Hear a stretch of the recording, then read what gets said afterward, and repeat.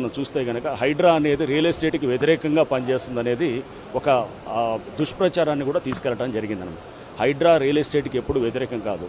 Real ఎస్టేట్ని ఇప్పుడు మీరు చూస్తున్నారు ఒక సస్టైనబుల్ మోడ్లో, ఒక గ్రోత్ మోడ్లో ఇప్పుడు మళ్ళీ it has come back on to rails అన్నాడు.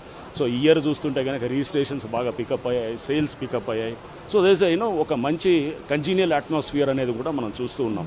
సో అండ్ పర్మిషన్స్ ఏదైతే ఉన్నాయో అన్ని పర్మిషన్స్ అన్నిటిని కూడా HYDRAA is honouring such permissions issued by RERA, HMDA, GHMC, ఇట్లా పలు విభాగాల నుంచి డిటిసిపి అన్ని ఇచ్చినటువంటి పర్మిషన్స్ అన్నిటిని కూడా మేము ఆనర్ చేస్తూ అండ్ ఒక మంచి ఇది లక్ష్యంతో పనిచేస్తూ పోతున్నాం. సో మనము త్వరలో మీరు చూస్తారు హైదరాబాద్ ఒక రియల్ ఎస్టేట్ మంచి గ్రోత్ ప్యాటర్న్లో, అంటే ఒక హెల్తీ ఎన్వైరన్మెంట్లో, ఒక మంచి ఆరోగ్యకరమైన పద్ధతిలో, సస్టైనబుల్ మోడ్లో, అంటే మనం ఊరికనే రేట్లు పెరిగితే కాదు కదా, ఒక సస్టైనబుల్ మోడ్లో వెళ్ళడానికి కూడా చెరువుల పరిరక్షణ అట్లానే